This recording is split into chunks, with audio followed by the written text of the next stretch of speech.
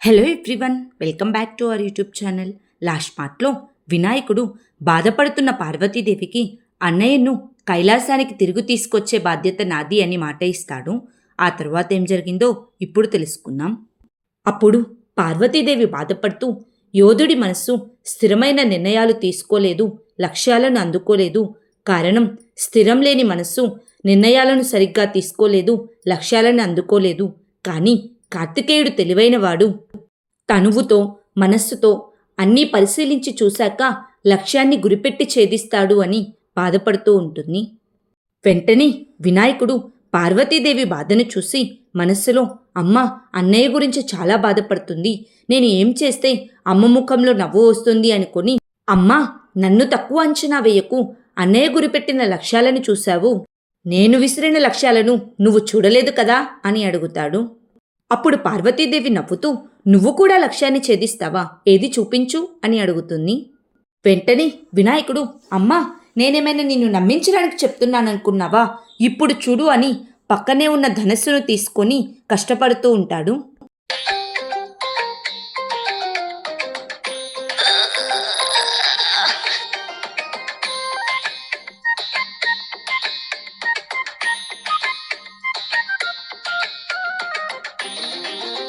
వినాయకుని చూసి పార్వతీదేవి నవ్వుతూ ఉంటుంది. అప్పుడు వినాయకుడు, నవ్వకమ్మా, అప్పుడప్పుడు ఇలా జరుగుతూ ఉంటుంది, నువ్వు నవ్వితే నా లక్ష్య ఛేదనలో ఇబ్బంది రావచ్చు అని అంటాడు. అప్పుడు పార్వతీదేవి, తప్పు జరిగిపోయింది, ఇక మీద నవ్వనులే, నువ్వు నీ లక్ష్యం ఏమిటో చూసుకో అని అంటుంది.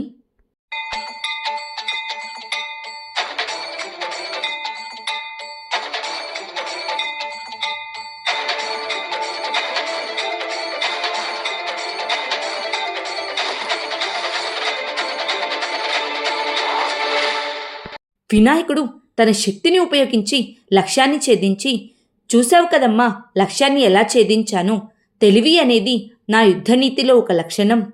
ఏది ఛేదించడం ముఖ్యం, అది లక్ష్యమా లేక ప్రతిభ, ఏదైనా సరే అందరూ మెచ్చాలి అని అంటాడు. వినాయకుడి మాటలకు పార్వతీదేవి నవ్వుతూ, అద్భుతం వినాయక, నువ్వు ఏడ్చే వాళ్ళని కూడా నవ్వేలాగా చేస్తావు, నా మనసులో ఎంత బాధ ఉన్నా సరే నన్ను ఆనందింపచేశావు అని అంటుంది. అప్పుడు వినాయకుడు, అమ్మా నేను పుట్టినప్పుడు నువ్వు ఇలా అన్నావు కదా, సర్వ దుఃఖాలను హరిస్తానని, సంతోషాన్ని కలిగిస్తానని, ఆనందాన్ని పంచుతానని అని అంటాడు. వెంటనే పార్వతీదేవి వినాయకుడిని దగ్గరకు తీసుకొని వినాయకుడిని ముద్దాడుతుంది. అప్పుడు వినాయకుడు, అమ్మా మనం ఎప్పుడూ ఇలాగే నవ్వుతూ ఉండాలమ్మా, అన్నయ్య తప్పకుండా తిరిగి కైలాసానికి వస్తాడు, నేనే స్వయంగా వెళ్ళి తీసుకువస్తానమ్మా, నన్ను ఆశీర్వదించు అని పార్వతీదేవి దగ్గర ఆశీర్వాదం తీసుకుని వెళ్తూ వెళ్తూ, అమ్మా విను, చిన్న వయసులో లక్ష్య ఛేదన చాతుర్యం కాదు, అది ప్రతిభే అవుతుంది అని అక్కడి నుంచి వెళ్ళిపోతాడు. ఆ తరువాత సింధురాసురుడు కోపంతో ఒక పెట్టెను చూస్తూ ఉంటాడు. అప్పుడు క్రోధాసురుడు, సింధురాసుర, ఒకసారి బంధనాల నుండి విముక్తిని చేస్తే అతని తిరిగి బంధించడం చాలా కష్టమైన పని, అందుకు తగిన చర్యలు తీసుకుని మనం ముందుకు వెళ్ళాలి, లేకపోతే మనం అని చెప్తూ ఉండగానే సింధురాసురుడు క్రోధాసురుడు గొంతు పట్టుకొని, సలహాలు ఉపదేశాలు మాత్రం నాకు ఇవ్వకు, వినాయకుడి చేతిలో చావు దెబ్బలు తిని పాతాళానికి విసిరేయబడ్డ అసురుడు కాదతడు, బయటికి రా అని ఆ పెట్టెని చూస్తూ అరుస్తూ ఉంటాడు. అప్పుడు ఆ పెట్టెలో బంధించబడ్డ అసురుడు, సింధురాసుర, సహాయం ఎప్పుడు వినమ్రంగానే అడగాలి, ఆదేశించకూడదు, వినాయకుడితో యుద్ధం చేయడానికి నీకు నాతో అవసరం వచ్చింది, నీకు సహాయం కావాలన్నప్పుడు వినమ్రంగానే యాచించాలి, అర్థమైందా అని అంటాడు. వెంటనే సింధురాసురుడు కోపంతో, ఈ సింధురాసురుడు నిన్ను యాచించాలా, ఇప్పుడు నువ్వు యాతనను అనుభవించు అని ఆ పెట్టెను అటు ఇటు తిప్పుతూ ఉంటాడు. ఆ రాక్షసుడు కూడా అటు ఇటు కింద పడిపోతూ ఉంటాడు. అప్పుడు సింధురాసుడు, ఇది సరిపోతుందా లేక నీకు ఇంకా కావాలా అని అడుగుతాడు.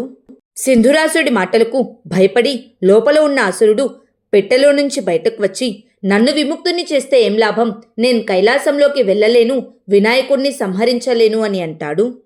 అప్పుడు సింధురాసుడు, లక్కపిడత లాంటి ఈ చిన్న పరికలంలో ఉండి నీ బుద్ధి కూడా క్షీణించిపోయింది, వినాయకుడిని చంపలేవు సరే, శివగణాలను నీ అసుర శక్తితో వారిలో వారే కొట్టుకునేలాగా చేయవచ్చు కదా అని అంటాడు. వెంటనే ఆ అసురుడు, వారిలో వారే కొట్టుకుంటే వినాయకుడి వధ ఎలా జరుగుతుంది అని అడుగుతాడు. వెంటనే సింధురాసుడు, నీ ప్రభావంతో ప్రతి ఒక్క శివగణం ఒకరినొకరు దూషించుకుంటారు, పక్కవాడిని తిడుతూ ఉంటారు. ఎవరికి వారే మంచివాళ్ళగా పక్కవారు దుర్మార్గుల్లాగా కనిపిస్తూ ఉంటారు.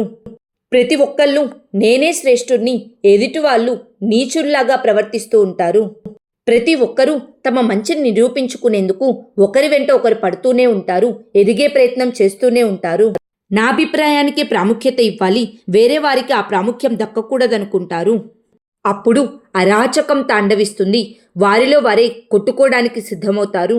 అలా వారు కొట్టుకోవడం వల్ల యుద్ధాలే జరగవచ్చు. అలా ఆ యుద్ధంలో ప్రతి ఒక్క శివగణం పక్కవాడి అస్తిత్వాన్ని నాశనం చేస్తారు. అప్పుడే అస్తిత్వం ఓడిపోయాక గణాల నాయకుడు గణనాథుడు తన అస్తిత్వాన్ని కోల్పోతాడు. అర్థమైందా అని అడుగుతాడు. అప్పుడు ఆ అసురుడు కోపంతో, ఇదే పని క్రోధాసురుడు చేయగలడు కదా, నాకేం అవసరం అని అడుగుతాడు. అప్పుడు క్రోధాసురుడు, నేను కూడా చాలా ప్రయత్నం చేశాను. అప్పుడు వినాయకుడు నన్ను మింగేసి అధీనపరుచుకున్నాడు. కాకపోతే నువ్వు దుమ్ము ధూళిగా కూడా మారవచ్చు, ఇక నిన్ను భక్షించడం అతనికి జరగని పని అని అంటాడు. వెంటనే సింధురాసుడు, ఆ కారణంగానే నిన్ను మాతో చేతులు కలపమంటున్నాము. ఆ వినాయకుడికి వేదాల పట్ల జ్ఞానమూ లేదు, అవంటే ఏమిటో కూడా తెలియదు. విద్యారంభంలో నీకు సంస్కారం తెలుసు, నిన్ను పట్టుకోవడం అతడికి సాధ్యం కాదు అని అంటాడు. అప్పుడు ఆ రాక్షసుడు, అంటే వినాయకుడు నన్ను అదుపులోకి తీసుకోలేడు, నన్ను ఓడించలేడు అని నవ్వుతూ, వినాయక, నీకు ఈ మదాసురుడి శక్తియుక్తులేమిటో తెలియజేస్తాను అని అక్కడి నుంచి మాయమైపోతాడు. ఆ తరువాత బ్రహ్మదేవుడు స్వయంగా కైలాసానికి వెళ్తాడు. బ్రహ్మదేవుణ్ణి చూసిన మహాదేవుడు, స్వయంగా బ్రహ్మదేవుడే కైలాసానికి వచ్చారంటే విషయం ఏదో ఖచ్చితంగా ముఖ్యమైనదే అయి ఉంటుంది అని అంటాడు. అప్పుడు బ్రహ్మదేవుడు, మహాదేవ, అసుర విధ్వంసం రోజురోజుకీ పెరిగిపోతుంది, సృష్టి సమతుల్యతను కోల్పోతుంది, దానివల్ల ఎక్కువ ప్రభావం భూమిపైనే పడుతుంది. వినాయకుడు మాత్రమే ఆ దుష్టశక్తులను అదుపు చేయగలడు. అందుకే ఈ కార్యానికి వినాయకుడికి వేదధారణ చేయడం అత్యవసరం అని చెప్తాడు. వెంటనే మహాదేవుడు, ఆ తరువాత సరస్వతి పూజ చేయించాలి, విద్యారంభ పూజ చేయలేదు కాబట్టి వినాయకుడికి వేదధారణ చేయకూడదు, అంతే కదా. బ్రహ్మదేవ, మీరు నిశ్చింతగా ఉండండి, వెంటనే నందితో ఏర్పాట్లు చేయిస్తాను. నేను, దేవి పార్వతి సప్తఋషులకు ఆహ్వానం పలుకుతాము. సప్తఋషుల ఆగమనంతో పూజాధికములతో ఈ కార్యం నిశ్చయంగా సఫలమవుతుంది అని చెప్తాడు. అప్పుడు బ్రహ్మదేవుడు, మరి కార్తికేయుడు తప్పక వస్తాడా, దేవి పార్వతి ఈ కార్యక్రమానికి ఆమోదం పలుకుతుందా అని అడుగుతాడు.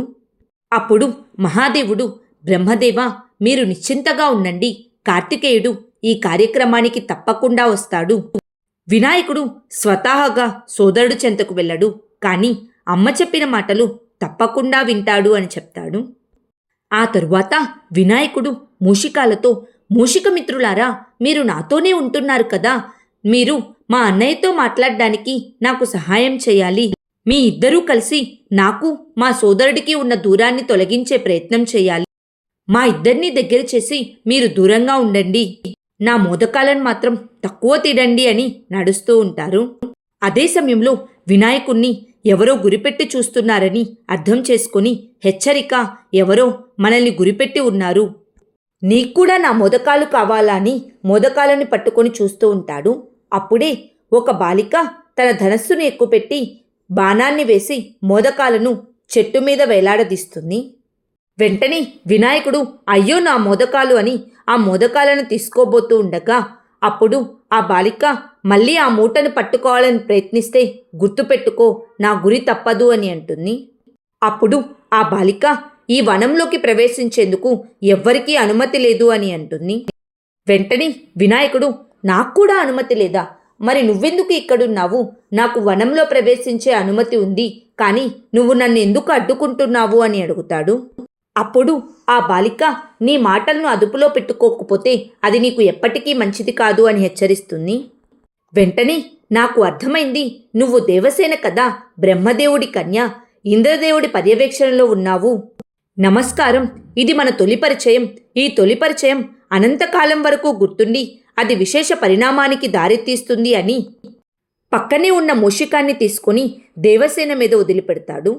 అప్పుడు దేవసేన ఆ మూషికాన్ని విడిపించుకునేందుకు ప్రయత్నిస్తూ, ఇలా నాతో ఎవ్వరూ ప్రవర్తించలేదు, నువ్వెందుకు ఇలా చేస్తున్నావు, ఎవరు నువ్వు అని అడుగుతుంది. అప్పుడు వినాయకుడు, నేను నీకు నా మూషిక నేస్తాన్ని పరిచయం చేస్తున్నాను. ఇక మన పరిచయానికి వస్తే నా ముఖం గజముఖం, లావుటి పొట్ట, ఆ సంచిలో ఉన్నవి మా అమ్మ చేసిన మోదకాలు. ఇక ఈ 2 మూషికాలు నా నేస్తాలు. ఇంత చెప్పినా సరే గుర్తుపట్టకపోతే నువ్వసలు దేవసేనవే కాదు అని అంటాడు.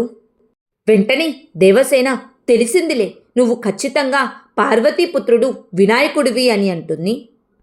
అప్పుడు వినాయకుడు, తప్పకుండా నువ్వు మూర్ఖురాలివి కాదు, దేవసేనవే. ఇన్ని రోజులు ఏ ప్రదేశంలో ఉండి మా సోదరుని రక్షిస్తున్నావో నాకు ఆ విషయాలన్నీ చెప్తే కొంత దూరం వెళ్ళాక నేను నా మూషికాలను కిందకు దింపుతాను అని అంటాడు. కానీ దేవసేన, ముందు ఈ మూషికాన్ని కిందకి దించు అని అంటుంది. వెంటనే వినాయకుడు దేవసేన మీద ఉన్న మూషికాన్ని తన చేతిలోకి తీసుకొని మెల్లగా కిందకు దించి, మూషికమిత్రులారా, జాగ్రత్తగా వెతకండి, నా సోదరుడి దగ్గరకు వెళ్లే దారి ముందు నువ్వు వెళ్ళి వెతుకు అని అంటాడు. ఆ తరువాత దేవసేన చెట్టు మీద ఉన్న మోదకాల మూటను వినాయకుడికి ఇస్తూ, నువ్వు అందరినీ ఇలానే ఏడిపిస్తూ ఉంటావా అని అడుగుతుంది. వెంటనే వినాయకుడు, అందరినీ కాదు, అప్పుడప్పుడు అమ్మని, నాన్నని, నందిని, భృంగిని అని చెప్పబోతూ ఉండగా దేవసేన, ఇక చాలు అని అంటుంది. అప్పుడు వినాయకుడు, అందరూ నన్ను చూసి ఇలానే అనుకుంటారు, కానీ నా ఉద్దేశం స్వచ్ఛమైనదైతే అది తప్పకుండా నెరవేరి తీరుతుంది. కానీ ఎవరిపైనైనా కోపం పెంచుకుంటే అతడు తన సహనాన్ని, నియంత్రణను కోల్పోతాడు. నేను నా వరకు మంచి నియంత్రణలోనే ఉంటాను, అందుకే చేసే పని త్వరగా అయిపోతుంది. పద, మా సోదరుణ్ణి చూపించు అని అంటాడు. అప్పుడు దేవసేన, అలాగే, కానీ కోపం వచ్చినా నీ మీద ప్రేమ ఉంది వినాయక అని చెప్తుంది. వెంటనే వినాయకుడు, ప్రేమ అయితే నా మనసులో కూడా ఉంది, నా చెవులు చూసావా, నాకు అన్నీ వినిపిస్తాయి అని అంటాడు. అప్పుడు దేవసేన నవ్వుతూ, పద భోజనం చేద్దు కానీ నీకు మర్యాదలు చేస్తాను, ఆ తరువాత మీ సోదరుడు కార్తికేయుణ్ణి కలుద్దామని వినాయకుడిని తీసుకొని వెళ్తుంది. వినాయకుడు దేవసేన వెళ్లే సమయానికి కార్తికేయుడు కత్తితో అభ్యాసం చేస్తూ ఉంటాడు. అది చూసిన వినాయకుడు, సోదరా, నువ్వు నాట్యం చేస్తున్నావా, నేను ఇంకా నువ్వు ఘోర తపస్సు చేస్తున్నావేమో అనుకున్నాను అని అంటాడు. వెంటనే కార్తికేయుడు, అభ్యాసం చేస్తున్నాను, ఒక యోధుడికి ఇది ఘోర తపస్సు వంటిదే. వినాయక, ఇంత దూరం నన్ను వెతుక్కుంటూ నువ్వు ఎందుకు వచ్చావో నాకు బాగా తెలుసు, కానీ నువ్వు ప్రాధేయపడ్డా నన్ను తీసుకువెళ్ళడానికి ఘోర తపస్సు చేసినా సరే నేను కైలాసానికి తిరిగి రాను, అందుకే వచ్చిన దారిని తిరిగి వెళ్ళిపో అని అంటాడు. వెంటనే వినాయకుడు కార్తికేయుడి దగ్గరికి వెళ్ళి, నా కోసం కాకపోయినా అమ్మ కోసమైనా రావచ్చు కదా, నిన్న అమ్మ చాలా దుఃఖంలో ఉంది, మోదకాలు ఎలా చేయాలో మర్చిపోయింది, పరధ్యానంలో తయారు చేశారు, ఇంతకు ముందెప్పుడూ అలా లేరు, ఒక చేత్తో మోదకం, ఒక చేత్తో బెల్లం తినవలసి వచ్చింది, అసలు అమ్మకింత అవస్థ ఎందుకు చెప్పు. నా ఉద్దేశం ఏంటంటే, నా కోసం అమ్మ చేసిన మోదకాలను తినలేకపోతున్నాను, నాకు సంతోషం లేదు, అమ్మ కూడా సంతోషంగా లేదు, నాతో రా వెళ్దాం, ఇప్పుడు నేను నీకు మాట ఇస్తున్నాను, ఇక పైన నేను నీతో గొడవ పడను, నువ్వు చెప్పినట్లుగానే వింటాను అని అంటాడు.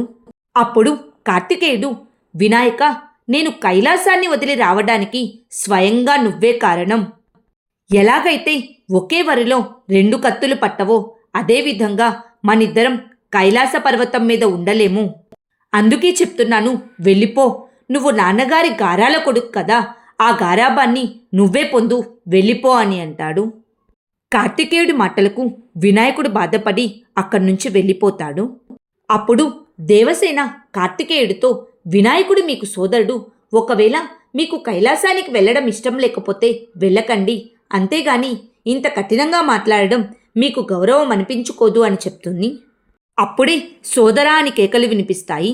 వెంటనే కార్తికేయుడు నా మనసు మార్చడానికి ఏదో పథకం రచిస్తున్నట్లున్నాడు అని అటువైపు వెళ్తాడు.